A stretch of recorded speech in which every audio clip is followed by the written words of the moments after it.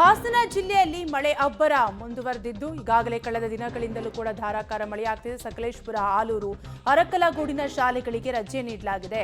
ಅಂಗನವಾಡಿಯಿಂದ ಪ್ರೌಢಶಾಲೆವರೆಗೆ ರಜೆಯನ್ನ ಘೋಷಣೆ ಮಾಡಿ ಆದೇಶವನ್ನು ಹೊರಡಿಸಲಾಗಿದೆ. ರಜೆ ಘೋಷಿಸಿ ಡಿಸಿ ಕೆಎಸ್ ಲತಾ ಕುಮಾರಿ ಆದೇಶವನ್ನ ಹೊರಡಿಸಿದ್ದಾರೆ. ಹಾಸನ ಜಿಲ್ಲೆಯಲ್ಲಿ ಮಳೆ ಅಬ್ಬರ ಮುಂದುವರೆದಿದೆ.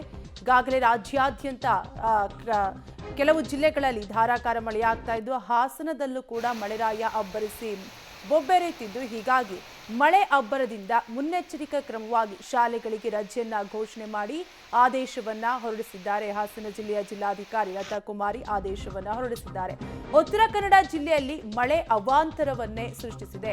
4 ತಾಲೂಕಿನ ಶಾಲೆಗಳಿಗೆ ರಜೆಯನ್ನ ಘೋಷಣೆ ಮಾಡಲಾಗಿದೆ. ಉತ್ತರ ಕನ್ನಡದಲ್ಲೂ ಕೂಡ ಅಂಗನವಾಡಿಯಿಂದ ಪ್ರಾಥಮಿಕ ಶಾಲೆವರೆಗೆ ರಜೆಯನ್ನ ಘೋಷಣೆ ಮಾಡಲಾಗಿದೆ. ಉತ್ತರ ಕನ್ನಡದಲ್ಲೂ ಕೂಡ ಹಳಿಯಾಳ, ದಾಂಡೇಲಿ, ಜೊಯ್ಡಾ, ಯಲ್ಲಾಪುರ ತಾಲೂಕಿನಲ್ಲಿ ರಜೆಯನ್ನ ಘೋಷಿಸಲಾಗಿದೆ.